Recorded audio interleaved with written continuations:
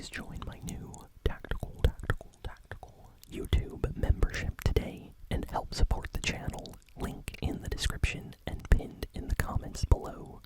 Thank you. Greetings,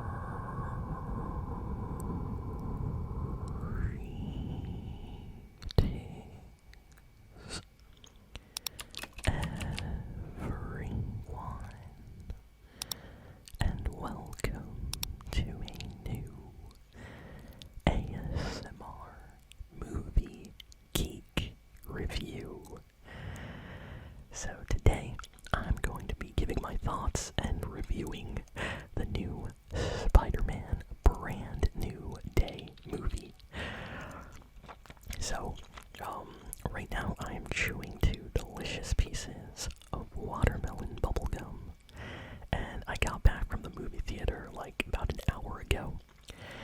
So, I still have like the movie fresh in my mind. So, first I'm just gonna talk generally about the movie, and then I'll do a little like spoiler section later on, and I'll, give a warning. I'll go spoiler before I talk about some spoilers. But wow, this movie is doing insanely well at the box office. Apparently, like, it already surpassed all of like Sony's expectations for like the first few days of the movie's release. It already outsold apparently the Odyssey in just like 3 days or something. So this movie is doing insanely well, and yeah, a lot of people are watching this. When I got to the theater, a lot of people were just lined up, ready to watch this, and the movie came out like a couple days ago, so, it's extremely popular right now. So if you want to watch this movie, you might have to buy like a ticket online, especially if you're going during like popular hours. I went a little bit earlier in the day, so I was able to get a ticket, but yeah, everybody's going to watch this movie right now. This is like, besides the Odyssey, this is like the most popular movie probably of the summer. I can already tell. The movie theater was like packed. Like everybody was there, like watching. Like every single row was just filled with like, you had like families going. You had like grandparents there in the aisle.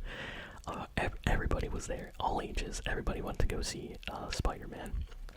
So, let me start this by saying I have not always been a fan of Tom Holland's Spider-Man. I have to say this because the first Spider-Man movie that Tom Holland did, a lot of people loved that movie, and I watched it, and I thought it was okay. After the Andrew Garfield Amazing Spider-Man movies and Tobey Maguire Spider-Man movies, I was like, it's alright, it's good for a first movie. But then with every single movie that came after that first one, Tom Holland's like acting and playing Peter Parker and just like the movies in general, I feel like every single movie got better and better and better, and by the time we get, to the, Spider-Man No Way Home, and even this new one, it's like mind-blowing, like amazing. Like these are like top tier Spider-Man movies in my opinion, especially like the last one. I don't want to go too far into spoilers for an older Spider-Man movie, but that one was very special for me and a lot of other people, and I really love that one. And I even enjoyed the previous one a lot as well. So every time now that a Tom Holland Spider-Man movie gets announced, I get like really happy and excited. So I tried to keep myself from watching too many trailers or clips, and I wasn't reading news about the movie because I didn't want to get spoiled on anything. And I can proudly say that when the movie started in the theater, I basically knew nothing about this movie except that Tom Holland is in it. Apparently, the Punisher is gonna be in it, and it's a new movie. That's basically it. So I was very happy with barely knowing anything going in. This movie is a wild ride. If I could like describe the entire movie in just like a phrase, is, it would be like stylish action Spider-Man.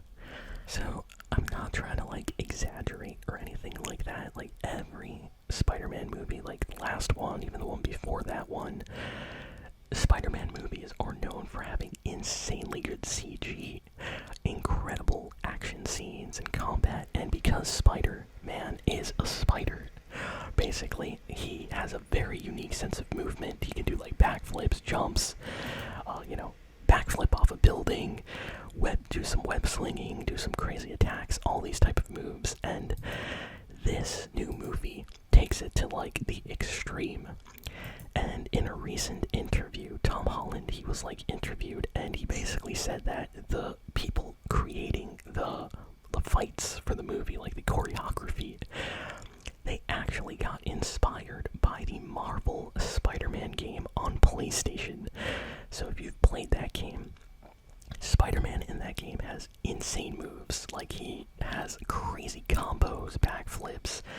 It's like watching like a masterpiece of like fighting cinema. And this movie takes inspiration from the video games, and you can tell that Sony was like, hey, we have an awesome Spider-Man game, use all the combat from that for this new movie. So I have no idea what kind of training Tom Holland had to do for this movie, but I know some of it was CG, but the fights in this are top tier Spider-Man fights. Like the best, I'm gonna say this, like the best Spider-Man fights you're gonna see, I would say, in the Tom Holland movies were in this one. This one was awesome. I think it's also gonna be very rewatchable, like, just because there's so many action scenes and they're also like fluid and stylish, you're gonna want to watch them over and over and over again. And that is something that I noticed. Everything kind of like flowed very well together. You can tell that the team that made this got very comfortable working with Tom Holland on the movie. Probably, this is like the third, fourth time they're working together, and I'm sure all the crew, all the staff there on set, they're very comfortable, and now they can get creative and just do fun things with the choreographers, with the stuntmen on set, and you can tell they really put in work for this one. There are some fights, sadly I can't go into spoilers, in this movie. There were people in the cinema yelling like it was a UFC fight or something. Like, people really got into it. When you're watching like anime, like you're watching an anime fight and you really get into the fight and you start like clenching your fists, like, yeah, you can do this. Maybe that's just me, but I know other people do that as well. And this is a movie that has sequences like that. Like, you are in the movie watching it, and I loved it. I loved it for that. This movie's story also is not predictable. It is not a cliche. It is very, very different from any other Spider-Man movie. So if you go in expecting like, I know what's gonna happen, you have no idea. This movie has like, I want to say like 3 big secret reveals, which is not a spoiler to say. And every reveal is like huge. So like, I'm watching the movie and whoa, and then you continue watching it and then there's another big reveal, and every single time it just hit like, wow, this is so cool. Let's see, what else can I say about the action? You know what? This is gonna sound kind of crazy. The action in this movie, imagine the John Wick movies, but set in the world of Spider-Man with no guns. And that's the combat that you get in this movie with Spider-Man. Like, that kind of like very awesome kind of camera angles with like really insane like fight moves and just stylish action that in John Wick 4, John Wick 3. It kind of feels like some of those people might have worked on this movie. I have no idea. But the quality was there. So, massive, massive props to Sony on the fight and just action sequences in this movie. I'm just gonna give a rating just to the action in this movie alone. It's like a 9 out of 10. Yeah, 9 out of 10 for the action fight scenes in this. There was like nothing bad I can say about the fights in this movie. The only thing is, I wish some of them lasted a little bit longer, but some actually do, so it's okay. It balances out. Oh, if you love Spider-Man, this is a very good movie. For fans of Spider-Man, you are gonna get exactly what you paid for with this movie. Now the music. Now here is something maybe a little bit disappointing. I don't know if everybody feels this way that has watched the movie. It was a little bit forgettable.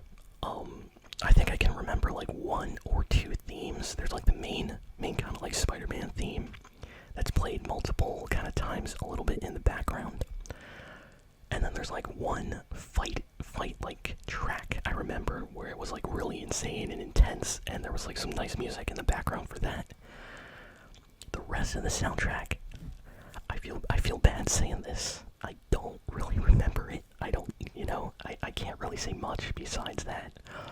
I don't know if that was intentional. The movie really tries to make you feel like you're going through the emotions that Spider-Man's going through in this movie. So you hear a lot of like background noises, the city. You hear a lot of the city. It feels like alive, and that's like the soundtrack. That's like the ambient soundtrack in the background. And then there's like a lot of like yelling dialogue in this, internal dialogue. But yeah, the music. Like I said, there's some key kind of themes in the music that I remember. But yeah, the soundtrack felt a little bit forgettable, and I don't remember the last Spider-Man movie being like this. I think I remember the soundtrack in that one a lot more. So yeah, that felt a little bit strange. I don't know why. Maybe they got somebody else doing the music for this one, but you know what? It's not that important because this movie has such a good story, great characters, and insane action. So you don't really notice if it doesn't have like 10 out of 10 insane music score, Go watch The Odyssey if you want better music score, I guess.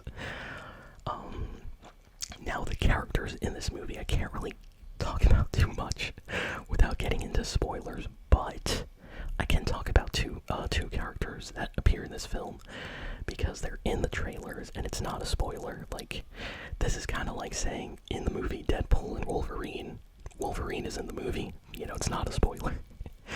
So this movie has the Punisher in it, and Punisher, Frank Castle.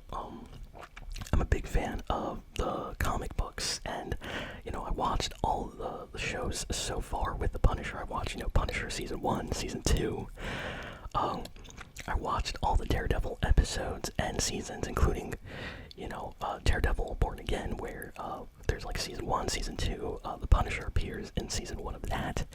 And then recently on Disney Plus, there was like a Punisher like side movie kind of leading up to this film, I think. And you don't really have to watch all of that stuff, but just know that the Punisher does make an appearance in this movie. It's not fully focused on the Punisher, but he is in the movie, and he does have a bunch of scenes in it, and he really plays his character well. Like, he is Frank Castle in this movie, played by John Bernthal, who did a fantastic job, of course.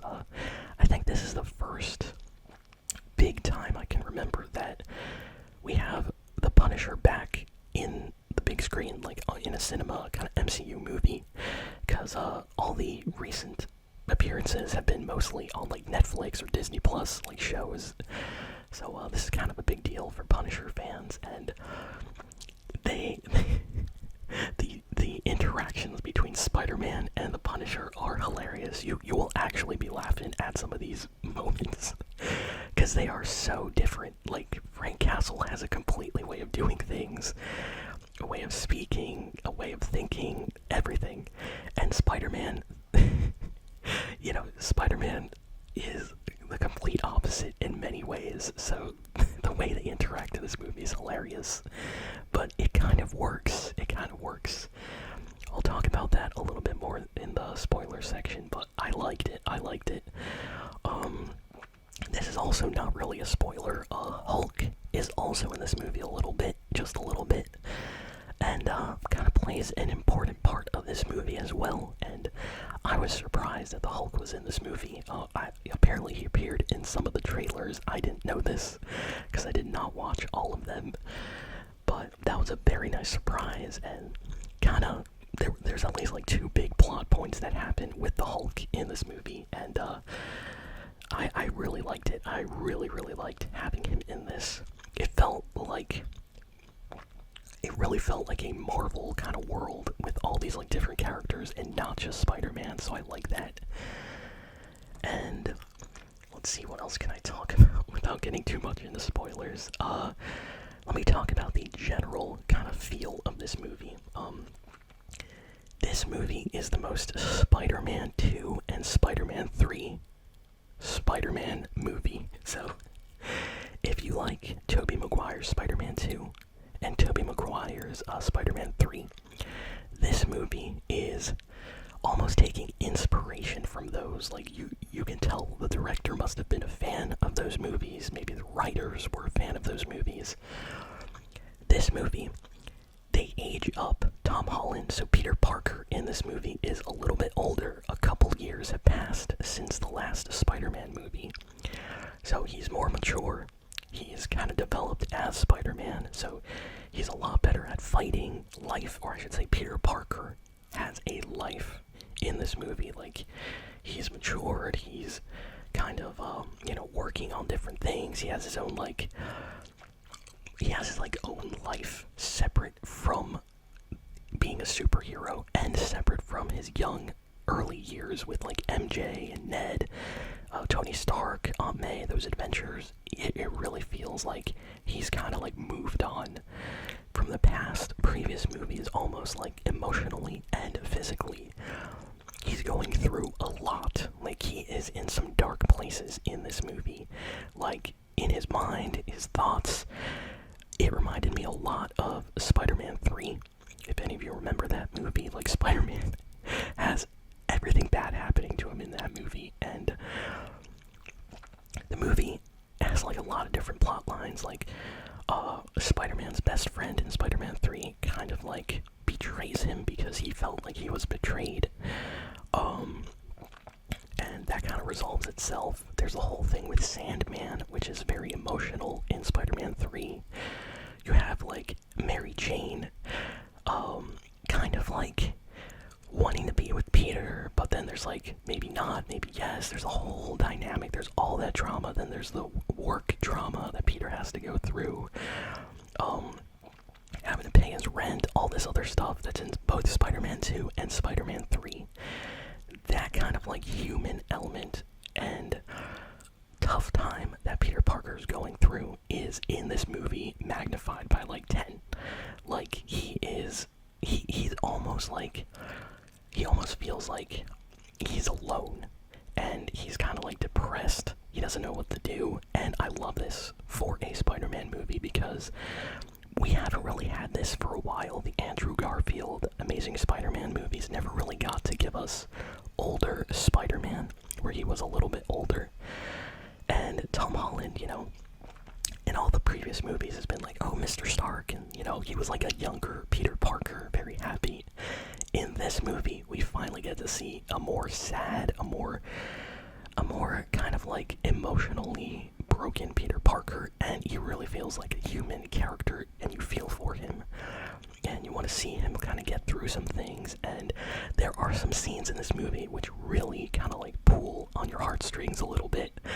Like, there's like, I can think of two scenes where it was like, oh, ouch, like, oh man. And you want to see him win. You want to see Peter Parker get what he should have. And, it's kind of heartbreaking. There's some things going on, and I can't go too much into it, but I loved it. I loved it. The emotional kind of impact moments in this movie were great. Very good. I applaud Sony and everybody that worked on the script for this movie. It really felt like they were like, hey, let's revisit that Spider-Man 3 Sam Raimi kind of style of making Peter Parker's life just absolutely crazy with all this drama, all this like internal struggle, all this stuff going on. But let's do that with Tom Holland's Spider-Man. That's what they did. So I like that a lot.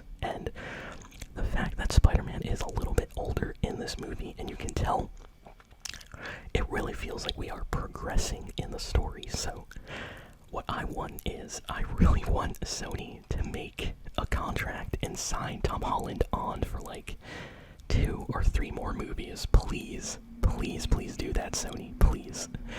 Because what I want to see is this Spider-Man, like this version, continue. Like, I want to see what happens next after this. I think Tom Holland absolutely is doing an incredible job, and just whoa.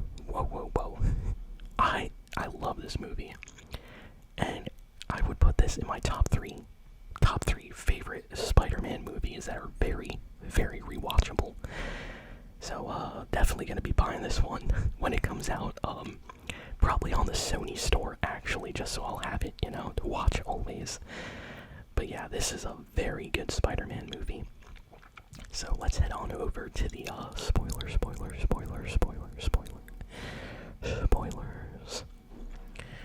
So, this movie, like I mentioned, like Spider-Man 3 is like cut in like 4 different paths. So, Spider-Man 3, in case any of you don't know, that movie had like drama with like so many different characters. You had the Venom subplot. You had the drama with like Gwen Stacy, Mary Jane in that movie. You had Sandman's kind of whole like heartfelt, emotional kind of plot going on there as well. And then you had Spider-Man's almost like best friend turned against him, or I should say Peter Parker's best friend. And they kind of like reunite and everything goes well at the end, but there's kind of like a bittersweet ending to that kind of relationship there. This movie tries to do that as well, and I really like that. So this movie, we have the kind of like side story with the Punisher, who's doing his own thing basically. He doesn't really need Spider-Man, or at least he doesn't think he needs Spider-Man, and they kind of clash. They don't really get along, and you wouldn't expect Punisher to get along with anyone, to be honest. But eventually, at the end of this movie, they're kind of working together a little bit like that, and the Punisher is actually, I think he learns to respect Spider-Man as this movie goes on. So by the end of it, it's kind of like, okay, he's like, okay. I think he starts to see things a little bit differently thanks to Peter, or at least Spider-Man. So I like that. That's like a kind of like a little side story. The relationship dynamic between Spider-Man, Frank Castle, Punisher, and how he wants to kind of resolve everything is very different from how Peter wants to do things. And then you have the Hulk. Now, the Hulk in this movie plays a really important part. I don't want to get too, into explaining the whole plot line, because this movie is like, I want to say, what was it, like 2 hours, 40 minutes? I forget, it was a long movie. Yeah, it felt definitely over like 2 hours. Basically, the Hulk in this movie, Peter in this film, because he's like alone and he is starting to almost like mutate and get like stronger like spider powers. So he gains the ability later in this movie to like start using his web shooters directly from his hands, kind of like Tobey Maguire's Spider-Man did not have to use any external technology to use the web shooters. So in this movie, Tom Holland kind of starts like mutating almost a little bit into slightly like a more arachnid form, and he goes to Bruce Banner, who's the Hulk in this movie, to get some help, and he tries to help him a little bit with that. And meanwhile, there's this huge subplot in this movie where there's a mysterious girl. We don't really know what's going on. She's played by Sadie Sink from Stranger Things, and she does a great job. And she is a young Jean Grey, who is, of course, the Phoenix from X-Men. And this is like a crazy reveal, apparently, in this kind of MCU timeline. I know in the comic books this isn't always the case, because I never remember that she had a sister. But in this movie, apparently she has a sister who was taken captive. And what was the name of the organization? Was Damage Control or something like that. There's like a whole name, I forgot. But basically, they're looking for like mutants, almost like the X-Men mutants, but let's not get too far into that because they don't really say the name mutants or X-Men like at all in this movie, I don't think.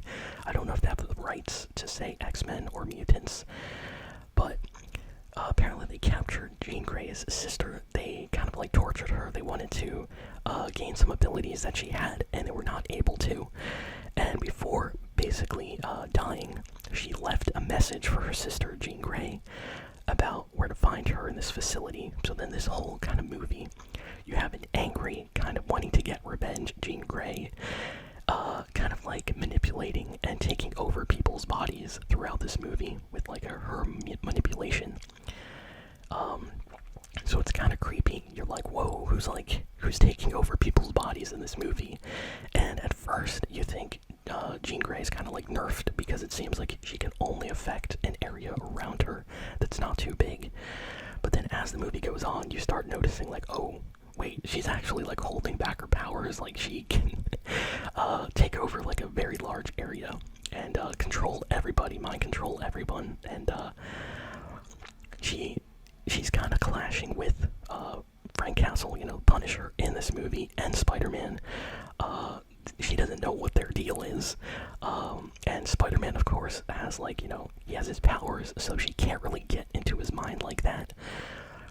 Until later in the movie, when Spider-Man basically tries to help her, and she is able to get into his mind then, and then she sees like Aunt May telling him how to deal with things, and she takes that to heart. Like she's like, oh wait, you know, she kind of like mind controls him and sees what's inside Spider-Man or Peter Parker's mind, and kind of has a change of heart and realize that, you know, Spider-Man is actually good. He's trying to help. He's not like these others, and it kind of changes her mind a little bit on how she wants to approach things. And yeah, so during the movie, she's kind of like the villain. Yeah, she's a very like conflicted character, even in like the X-Men comics and stuff, you know. She's a very like, is she good, is she bad, is she both type character, and in this movie she kind of plays that. But stuff does get resolved towards the end, and I think she did a fantastic job, by the way. The actress Sadie Sink playing Jean Grey in this movie, wow, fantastic, amazing casting choice. And I really like seeing like the dynamics and her powers, everything, and all her like mind control. She was like mind controlling like these ninjas and stuff in the movie. At the end, there was this crazy fight. I loved it. Oh my goodness, what a great movie. And the Punisher, you know, he's doing his thing in this movie. It was great to see the Punisher. This movie has something for everybody. If you're a Spider-Man fan, go watch this movie. If you like the Punisher, you're gonna get a kind of PG-13 Punisher in this movie. You know, he's not ultra brutal, violent like he is in an R-rated Punisher, but he's still Frank Castle, so you can tell he's kind of holding back a little bit in some parts in this movie, but he's great. If you like the Hulk makes some appearances in this movie. He also gets mind controlled by Jean Grey at a certain point in the movie, and it's like revealed. It's a kind of big reveal as well. And Spider-Man and the Hulk have to fight, and it's an incredible fight, and I loved seeing it. It was so good. It was so good. Spider-Man versus Hulk, 1v1. And then of course you have Jean Grey. You know, if you're a fan of X-Men or just like mutants in general in the Marvel universe, this is a movie for you to go see. And then that's not all. There's other villains that make appearances in this movie. Scorpion is in this movie, for example. That was really nice. And then there's like a montage of just Spider-Man doing normal Spider-Man stuff. You know, he's saving people, helping people in the city, fighting bad guys, just all types of things. This is a really good, grounded Spider-Man movie. And I loved the internal development of Peter Parker as a character. This was quality. Like, not only was this a really good kind of popcorn superhero movie, but this was also a very good Spider-Man, kind of diving into his like emotions, what's going through his mind, his feelings. The scenes in this movie of him almost like crying because if any of you remember the last movie, he basically asked Doctor Strange to erase everyone's mind and make it so, Peter Parker, Spider-Man, never existed. Like, people don't know who he is. And in this movie, everyone's like, oh, hey, who are you? No one knows him, no one recognizes him. There's like one scene with like Ned where there's like this handshake and it's like, oh, wait a sec. And that scene, oh, it hits you so hard because you're like, oh, I want them to be friends again, just like in the older movies, and you can't. Oh man, that one hits hard. Such a good movie. So yeah, I would say if you are a little bit disappointed with some of the recent Spider-Man movies, like I'm talking if you didn't really like No Way Home or Far From Home, if you wanted a little bit more substance in your Spider-Man movies, if you missed the Sam Raimi Spider-Man 2, Spider-Man 3, kind of like Peter Parker stuff that wasn't in modern Spider-Man movies, go watch this one. I don't think you're going to be disappointed because this movie, it tries to be a little bit more adult, I want to say. Like, this one is definitely made for the Spider-Man fans, for the fans that want a little bit more. And I really, really like that. It's one of the reasons why I like Batman movies, because Batman movies, they always try to, add that human element of Bruce Wayne's emotions and how he feels. It's like, he's a broken almost character, and Batman is like this other side of him. And that's why a lot of Batman movies get that right. But a lot of other comic book movies, they only focus on the positive superhero side, And this movie does things different, and I like that. I really, really like that. I think this is the first time that we saw, like, besides in, Aunt May passing away in the previous movie, and of course Tony Stark in his own movie, or I should say in the own MCU movie where he passed away, Spider-Man hasn't had that many, like, hard-hitting kind of, like, moments where we got to understand him a little bit more. The Tobey Maguire ones almost make you understand him too much. With all the drama that's going on in his life, you really start to feel bad for him. But in this movie, I think Tom Holland did a fantastic job. Directors, everybody. So go watch this one for a Spider-Man movie. I am giving this, like, the complete package of this whole movie. I'm giving this like a 9 out of 10. This is a very good Spider-Man. Yeah. I really like the previous one because it was like a fan, kind of like, it was almost made for the fans. Like having Andrew Garfield, Tobey Maguire back all together, playing, their own versions of Spider-Man. That was awesome. But, it was more for the fans. It wasn't like a heavy, hard-hitting movie. Of course, besides the Aunt May stuff and the Green Goblin, this movie, though, it levels up Peter Parker, and I like that a lot for it, so definitely go see this movie. Now I want to go buy a bunch of Spider-Man merch for this movie, like t-shirts and stuff like that. It was so good. And, yeah, I can't wait to buy it when it comes out, so thank you all for listening, for watching. Please be sure to like, comment, share, and subscribe, and I'll see you all next time.